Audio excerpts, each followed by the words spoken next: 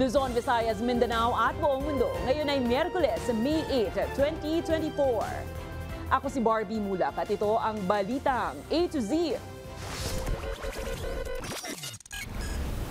Bubuhin uli natin at formalize uli natin ang unity. Partido Federal ng Pilipinas ni Pangulong Marcos at Lakas CMD nagsanib puwersa. Mga pambato sa pagkasenador ilalatag para sa 2025 elections.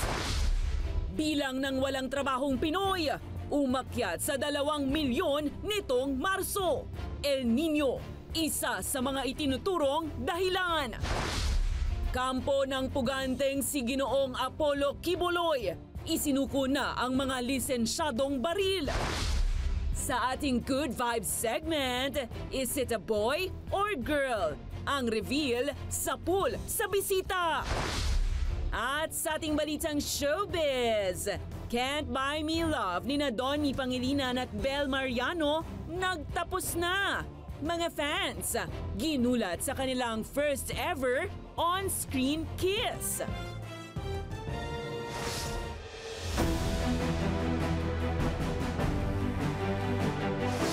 Magandang gabi, pambungad sa ating newscast. Tinawag na isang makabuluhang sandali para sa politika ni Pangulong Ferdinand Marcos Jr. ang sanib puwersa ng 2 partido na Partido Federal ng Pilipinas na kanyang kinabibilangan at ng Lakas CMD kung saan miyembro ang kanyang pinsan na si House Speaker Martin Romualdez. Nais din ni PBBM na muling mabuo ang unit team habang nasa proseso naman na sila ng pagkumpleto sa hanay ng mga senador na ihaharap nila sa paparating na halalan sa 2025. May balitang A to Z si Kim Salinas.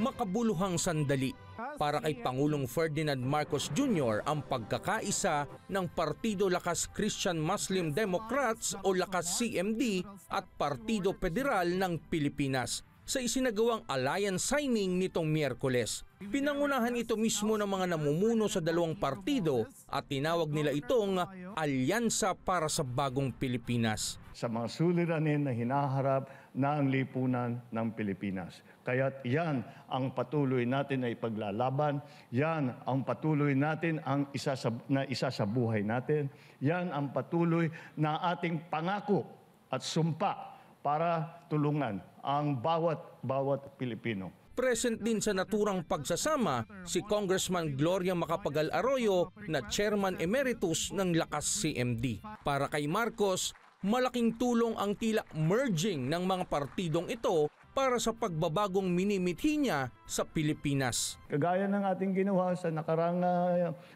halalan, ay bubuhin uli natin at formalize uli natin ang unity para naman pagka humaharap tayo sa ating mga kinabukasan, malalaman natin na tayo ay sabay-sabay, na nagtutulungan, tayo ay sabay-sabay, na kabalikat sa ating layunin na pagandahin ang Pilipinas, pagandahin ang buhay ng bawat Pilipino. Ipinagmamalaki naman ng Partido Federal ng Pilipinas ang 36 na mga gobernador nito na miyembro ng kanilang partido. Ngayon ito ay napakaganda at sinimula natin sa isang napakalakas na partido, ang Lakas CMD, na kung saan magkikita naman natin na super majority sila sa Kongreso. Super majority at ang Partido Federal ng Pilipinas naman ay super majority naman tayo sa mga local chief executives dahil 45% ng mga gobernador ay kasama na sa Partido Federal ng Pilipinas. Starting to see the mobilization of the different political factions and of course the unity of these different political factions coming together. Plano din ng Pangulo na muling mabuo ang unit team. Halos mag-iisang taon na mula ngayon nang umalis sa partido ng Lakas CMD si Vice President Sara Duterte na pinamumunuan ni House Speaker Martin Romualdez. Kailangan natin ng pagkakaisa dahil ito ang tanging solusyon sa mga suliranin na hinaharap ng lipunan ng Pilipinas. Kaya't yan ang patuloy natin na ipaglalaban, yan ang patuloy natin ang isa sa buhay natin, yan ang patuloy na ating pangako at sumpa para tulungan ang bawat Pilipino. Pero bukas pa rin naman ang partido sakaling bumalik si VP Sara sa Lakas CMD at mayroon anya itong posibilidad. Still open for discussion and of course we will consult with Partido Federal. Samantala, hindi pa man sumasapit ang 2025 midterm elections, nais ni House Speaker Martin Romualdez na pabor sa pagsusulong ng charter change ang lahat ng papasok sa kanilang Senate slate. Nasa proseso naman na sila sa pagpili ng makakasama sa kanilang hanay. The alliance will be fielding a full slate. I cannot announce that yet. We will announce it at the proper time after proper consultation. Pagka humaharap tayo sa ating mga kinabukasan, malalaman natin na tayo ay sabay-sabay, na nagtutulungan, tayo ay sabay-sabay, na kabalikat sa ating layunin na pagandahin ang Pilipinas, pagandahin ang buhay ng bawat Pilipino. Para sa Balitang A to Z, Kim Salinas. Tila binabangungot. Ganyan na lang isinalarawan ng ilang kongresista ang dating Duterte spokesperson Harry Roque. Matapos niyang sabihin, si Vice President Sara Duterte ang anya ay tunay na Pangulo ng Pilipinas. Para kina Congressman Jay Conggun, Raul Bongalon at Zia Lonto Adyong, katakataka ang mga naging proklamasyon ni Roque sa rally na pinangunahan ng dating Pangulong Rodrigo Duterte at ng mga kaalyado niya sa Dumaguete City kagabi. Ipinunto ng mga mambabatas na tumakbo pa nga si Roque sa pagkasenador sa ilalim ng unity ticket ni na Pangulong Bongbong Marcos Jr. at VP Sara Duterte. Dagdag nila, hindi na dapat bigyang importansya ang ganitong pahayag ni Roque na nagtatangka lamang umanong magpapansin. Mabuhay po si Tatay Digong Duterte! Presidente ng Pilipinas, Sara Duterte! Sino ba binoto ni Harry Roque sa presidente? Ba't sinasabi niya na si Sara yung tunay na presidente? He's trying to be relevant, no, nowadays. Hindi ko po alam kung anong rason niya. He must be dreaming, ano? Parang binabangungot ata si Secretary Roque. Hindi susuportahan ng hindi susuportahan ng Pilipino yung gusto nilang mangyari. Maghahanda na ng briefer para kay Pangulong Ferdinand Marcos Jr. ang Department of Justice hinggil sa legal options ng Pilipinas sakaling magpadala na nga ng arrest warrant ang International Criminal Court laban kay dating Pangulong Rodrigo Duterte. Ayon kay Justice Assistant Secretary Nico Clavano, inihahanda na ng kagawaran ang lahat ng posibleng senaryo. Ginagawa ng ahensya ang anunsyo matapos isiwalat ni dating Senator Antonio Trillanes IV ang inaasahang pagpapadala ng ICC ng arrest warrant laban sa dating Pangulo at ilan pang personalidad na may kinalaman sa war on drugs. Aware naman tayo na yung policy ngayon ng gobyerno hindi papasukin ang ICC ay posible namang mag-iba. So it will have to be a very objective briefer para malaman ni Presidente kung paano siya gagalaw. No? Once the ICC warrants of arrests, if ever, are issued, then he will know kung ano yung mga legalities, yung mga options niya, at yung mga remedies din. Sa iba pang balita, umakyat sa 2 milyong Pilipino ang naitalang walang trabaho nitong Marso. Pero ayon sa Department of Labor and Employment, may mga oportunidad naman sa call center companies. Alamin yan sa Balitang A to Z ni Ian Maghanoy. Pumalo sa 2 milyon ang bilang ng mga walang trabahong Pinoy nitong Marso ayon sa pinakabagong datos ng Philippine Statistics Authority. Mas mataas kumpara sa 1.8 million noong Pebrero. Consistent naman yung datos dito sa employment, sa labor market statistics natin. So yes, they were affected by the El Nino. Pinakasapul sa mga sektor ay agrikultura, transportasyon, construction at admin support services. Pero ayon sa Department of Labor and Employment o DOLE, may mga oportunidad naman para sa mga walang trabaho dahil hiring ngayon ang mga call center companies. In fact, sa kanilang roadmap na tinatawag, meron silang tinatarget na karagdagang 1.1 million na bagong trabaho. Pero para kay Gerald, dito muna siya kumikita bilang empleyado sa isang ihawan habang hindi pa siya hasa para pumasok bilang call center agent. Kung mababa yung sahod namin, tapos yung mga pamasahe mahal at saka yung mga bilihin, parang ano lang kami, parang nagilahan lang kami, parang umiikot na yung aming mundo sa pera. Ang sagot ng Dole para sa mga tulad ni Gerald, upskilling o paghasa ng kasanayan ng mga empleyado para makahanap ng mga trabahong mas malaki ang sahod. Again, the challenge would be to provide the infrastructure, the skills, and siyempre yung connectivity rin natin dapat ayusin natin. Tiniyak naman ng Dole na sisimulan na sa July at August ang pagrerepaso ng living wage sa lahat ng rehiyon. Gayunpaman, asahan ng hindi magiging pareho ang adjustment ng sahod sa bawat rehiyon. Depende ito sa resulta ng public consultation ng mga negosyante at mga empleyado. You cannot really strike a very acceptable balance, but at the end of the day, if you see na ang impact niya, whatever adjustment they have decided to actually put in their wage order, at susundan po natin yung compliance. Una nang ipinasa sa Senado ang 100 pisong aumento sa sahod na ayon sa labor groups ay hindi sasapat bunsod ng tumataas na presyo ng mga bilihin. Para sa Balitang A to Z, Ian Maghanoy. Sinibak na sa pwesto ang 7 correction officers matapos magreklamo ang ilang kaanak ng mga preso sa isinagawang strip search sa loob ng New Bilibid Prison. Ayon sa advocacy group na Kapatid, marami silang natatanggap na reklamo patungkol sa umano'y mga panghihipo at pagpapatanggal ng kanilang damit para lang makapasok. Kasalukuyan namang nagsasagawa ng investigasyon kung mayroon umanong paglabag sa protocol hinggil sa strip search. Depensa naman ng Bucor, ginagawa umano talaga nila ang pag-iinspeksyon sa mga bibisita para maiwasan ang anumang kontrabandong gamit. Dagdag na ahensya, binibigyan nila ng waiver ang lahat ng mga bisita bago magsagawa ng strip search. Isinuko na ng kampo ng puganteng si Ginoong Apollo Kibuloy sa Police Regional 11 ang 5 baril na pagmamay-ari nito. Kinumpirma ito ni Interior Secretary Benher Abalos Jr. Inihag din ng kampo ni Kibuloy na isusuko pa ang mga natitirang armas sa mga susunod na araw. Matatanda ang inalis na ng PNP ang license to own and possess ng mga baril ni self-proclaimed Son of God Kibuloy. Sang-ayon sa mga kasong kinasasangkutan niya sa ngayon.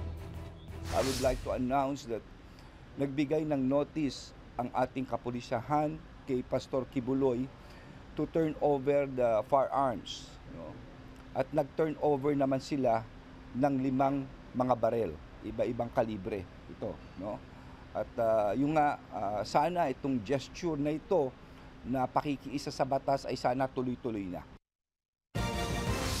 Dumagsa naman ang halos 5,000 mga miyembro ng Democratic and Republican Guardians mula sa iba't ibang panig ng bansa sa harap ng tanggapan ng Bangko Sentral ng Pilipinas, ang pakay, para kunin ang umano'y sinasabing tagong yaman ng taong bayan.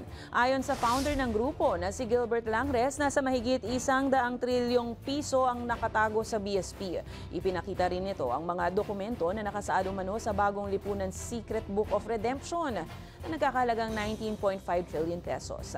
Samantala, hinarap naman ng tauhan ng Bangko Sentral ang grupo at sinabing ipapaabot ang kanilang problema sa mga opisyal ng ahensya.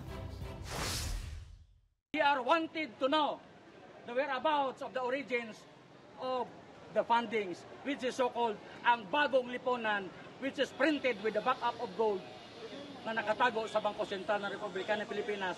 At inilabas ang certification mula sa tinatawag natin Treasury Department certification ng Bangko Sentral noong 2005.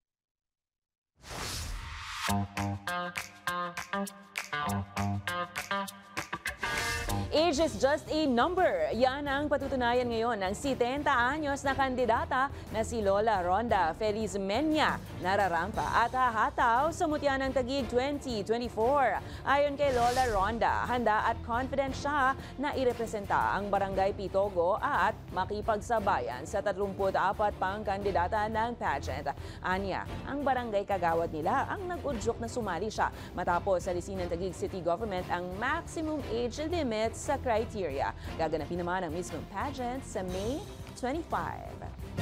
Susunod, dating Supreme Court Associate Justice Antonio Carpio sinabing walang merito ang umano'y new model ng kasunduan na sinasabi ng China sa Yungin Shoal. At buwan ng Abril 2024, pinakamainit na buwang naitala sa kasaysayan ng mundo. Abangan ang kumpletong ulat sa pagbabalik ng Balitang A to Z.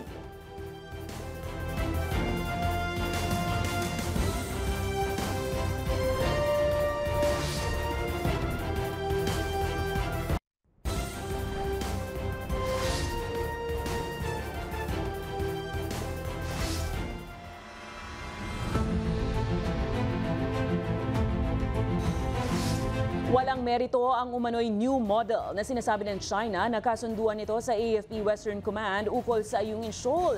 Ito'y ayon kay dating Supreme Court Associate Justice Antonio Carpio. Anya, tanging Department of Foreign Affairs at ang Pangulo ang may karapatang gumawa ng usapan patungkol sa pambansang interes. Samantala, puspusan naman na ang ginagawa ng multi-sectoral group na paghahanda para sa pagtulak sa West Philippine Sea sa kanilang civilian supply mission na itunuturing na People Power at Sea. May balitang A to Z si Ace Cruz. It will not bind us because walang authority naman yung kausap nila eh. Invalid at walang merito. Yan ang malakas na komento ni dating Supreme Court Senior Associate Justice Antonio Carpio sa pinalulutang ngayon ng China na new model na kasunduan nito sa Pilipinas ukol sa Ayungin Shoal. Anya, walang otoridad ng Armed Forces of the Philippines Western Command na magsapinal ng kasunduan sa ibang bansa nang hindi dumadaan man lang sa Pangulo maging sa Department of Foreign Affairs. Ang ginagawa ng China, their embassy officials will talk to everybody and say, oh, nakakommit na yung Philippine government. That's not proper. Sa pinalalabas kasi ngayon ng Chinese Foreign Ministry, sumang-ayon umano raw ang panig ng AFP Western Command sa new model na management situation sa Ayungin Shoal patungkol sa tila pagtambay ng mga barko ng China sa karagatan. Bagay na pinabulaanan ng ilang matataas opisyal kahit marapat doon ay patigil sa Chinese counterparts ang malisyosong aksyon na ito, lalo't nakasalalay dito ang pambansang interes. We should call out the Chinese embassy that they cannot do that. They cannot just go to any government official and then negotiate. No, that's not the way the diplomats work. Sa gitna pa rin ang hindi natitinag na pambubuli ng China sa bansa, tila butas pa rin ng karayom ang pinagdaraanan ng mga mangingisda sa Scarborough Shoal para lang makapaghanap buhay. May pagkakataon din daw na kinukuha pa ang kanilang mga huli. Madalas na sinasabi ko po na parang magnanakaw yung ating mga mangingisda na pumapasok para makapangisda doon sa loob ng shoal dahil ito po kasi yung panatag at mahina yung current ng tubig at regular silang makapangisda doon. Bagay na ayon kay Carpio, dapat igit ng Pilipinas ang karapatan nito sa exclusive economic zone. We have a right to fish inside under the arbitral award. And unfortunately, we have not established the ground rules. Kasi pag common fishing ground, dapat may common rules. Ilang tonelada na isda ang pwedeng makuha ng isang bansa, no? You cannot just get everything you want. Dagdag pa ng dating Associate Justice, maganda na idudulot sa Pilipinas ng joint patrols gaya na nagpapatuloy na balikatan exercises. So if all the countries will conduct naval drills, then they are rebuking China actually. They're asserting actually the arbitral award. Bukod pa rito, ang kahalagahan ng pag-file ng arbitration cases. Samantala, puspusan na ang paghahanda ng atin ito coalition sa isasagawa nitong second civilian supply mission sa West Philippine Sea mula May 14 hanggang 17. Ayon kay Akbayan President Rafaela David, maglalagay sila ng symbolic markers o yung boya na may katagang atin ang West Philippine Sea sa katubigang bahagi ng Baho de Masinloc. Inaasahan din na magpapaabot ito ng tulong sa mga mangisda sa isla gaya na makakain at gasolina na magagamit sa kanilang pagpalaot. This is not a sightseeing mission or a sightseeing excursion to seek out Chinese marine vessels and or provoke them to attack us with water cannons.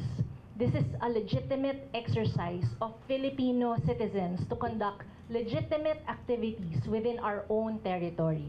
4 na barko ang gagamitin sa supply mission na inaasahang lalahukan ng halos 200 katao mula sa multi-sectoral groups, media at ilang individual. Gate ng grupo, paraan nila ito para mapanatili ang kapayapaan sa karagatan at manindigan sa soberanya ng Pilipinas. We must make civilian activity normal in the West Philippine Sea. Right now it's considered abnormal. We are considered intruders. This is like people power at sea. We are exercising our sovereign rights peacefully in our exclusive economic zone. And we have every right to do this because it is our exclusive economic zone and there is freedom of navigation in the exclusive economic zone. Para sa Balitang A to Z, Ace Cruz. Naalarma si Deputy Minority Leader Risa Hontiveros nang makatanggap ng intel report tungkol sa surveillance at hacking activities na nangyari sa Tarlac Pogo Hub. Ayon kay Senator Hontiveros, ang ni-raid na Pogo Hub sa Bamban, Tarlac na pinaghihinala ang kinasasamputan ni Bamban Mayor Alice Guo ay nagagamit umano sa hacking ng government sites sa bansa. Pahayag ni Hontiveros, iimbestigahan ng Senado sa susunod na pagdinig kung si Guo at iba pang mga opisyales na may questionabling identity ay mga tauhan na itinanim ng China sa gobyerno upang magkaroon ng kontrol at impluwensya sa politika ng bansa. Anya, banta ito sa political at national security. Maaari rin nating mas tuklasin pa sa mga susunod na hearing. Si Mayor Alice ba at ang mga tulad niyang may mga mahiwagang nakaraan ay mga asset na pinapasok ng China sa ating gobyerno para magkaroon sila ng mabigat na impluwensya sa politika sa Pilipinas? Tumagilid ang isang ambulansya matapos sumalpok sa isang SUV sa kahabaan ng Doña Julia Vargas Avenue at Lanuza Avenue sa Barangay Ugong, Pasig City ngayong hapon. Sugatan ng 4 na medic team, kabilang na ang driver ng ambulansya na pagmamay-ari ng Manggahan Emergency Response Team. Sa pahayag ng driver ng SUV, naka-go umano ang stoplight pero hindi niya napansin ang paparating na ambulansya. Papunta naman sana ang ambulansya sa Manggahan Pasig para rumesponde ng pasyente.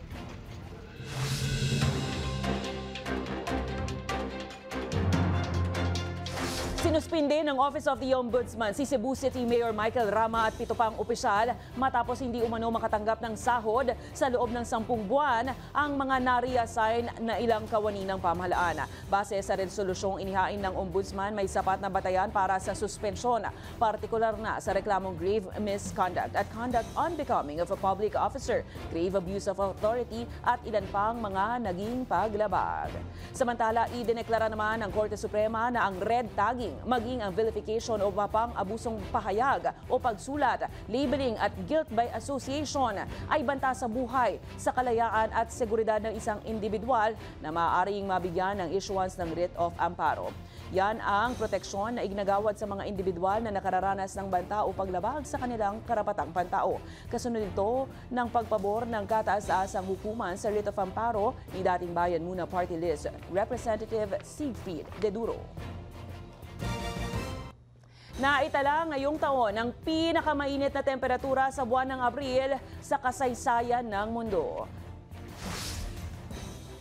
Base yan sa pag-aaral ng EU Copernicus Climate Change Service sa kabila yan ng paghina ng El Niño phenomenon. Mabatid na sunod-sunod na buwan ang naitatalang may matataas na temperatura simula pa noong nakaraang taon.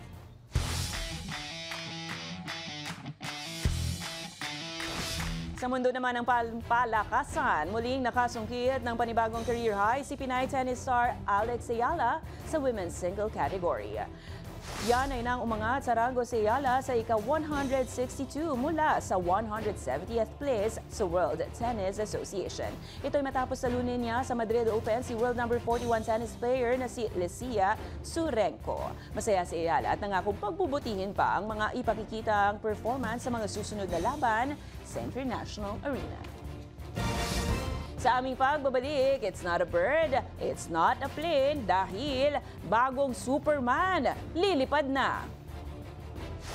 At Queen of Tears star Kim So-hyun may surpresang hatid sa mga Pinoy fans. Ano kaya yan? Manatiling nakatutok, kayo ay nanonood ng Balitang A to Z.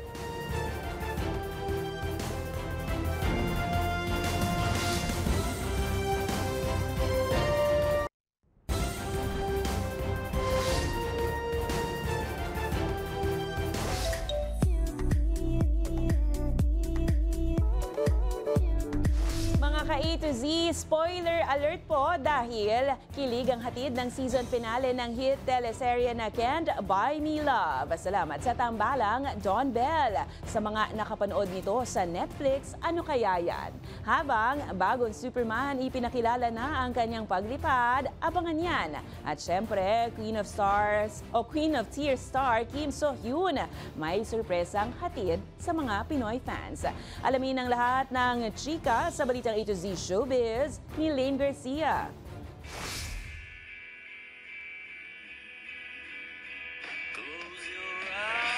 Kilig to the bones ang eksena ni Donnie Pangilinan at Bel Mariano o mas kilala sa karakter nilang si Bingo at Caroline matapos i-ere ang finale episode ng serye nilang Can't Buy Me Love sa Netflix kagabi. Trending ngayon sa social media ang kasal ni Bingo at Ling. Ito rin kasi ang kauna-unahang on-screen kissing ng love team na sa wakas ay no barrier na. Sa kanya namang signing off message sa Instagram, nag-iwan naman ng taos-pusong pasasalamat si Bel sa lahat ng tumangkilik ng kanilang teleserye at sa lahat ng bumubuo ng programa.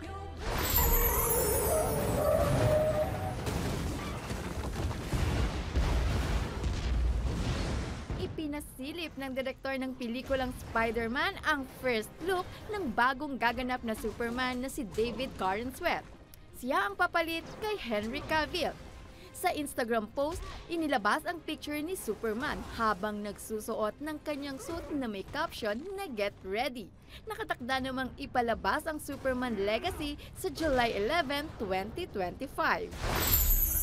Samantala, save the date kay drama fans. 내가 잊고 싶지 않은 이름이야. 우린 또 만날 거야. 난 안 지치고 네 옆에 있을 거야. Dahil ang Queen of Tears star na si Kim So-hyun muling bibisita sa Pinas para sa kanyang first ever Asia tour na Eyes on You sa June 29 sa Araneta Coliseum. Kinumpirma yan ng Wilbros Live sa kanilang social media page.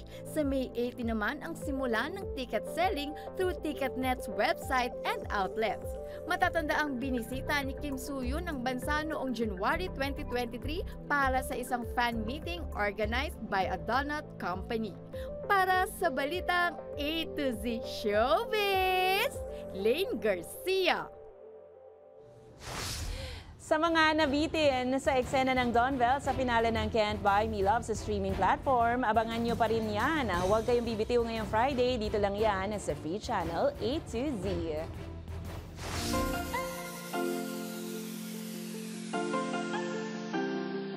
At para naman sa ating balitang nakaka-good vibes, totoo ngang exciting ang pagkakaroon ng baby. Kaya naman ang ilan sa atin kanya-kanyang gimmick pagdating sa sex at gender reveal. Pero what went wrong here kaya? Lahat yata ng clue sumaboy sa iisang bisita. Panoorin. 3, 2, 1.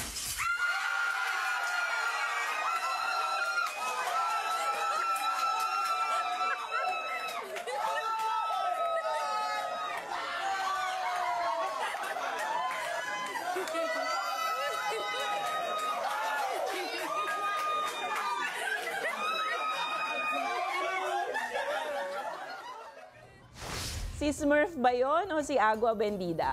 Kung kayo ay may kwentong kakaiba, mga kwento ng pag-ibig o storya ng inspirasyon at pag-asa, maaari nyo itong ibahagi. Sumali sa ating Facebook group na Balitang A to Z, panoorin ang replay ng ating programa at sundan ang ating social media pages, hanapin ang Balitang A to Z.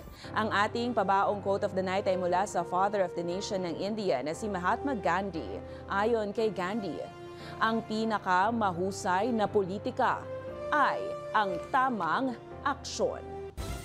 At yan ang mga balita at impormasyon, mga kwentong may dalang inspirasyon na tinutukan ng Balitang A to Z. Ako si Barbie Mulak, maging maalam, makialam. Magandang gabi sa'yo, Pilipinas!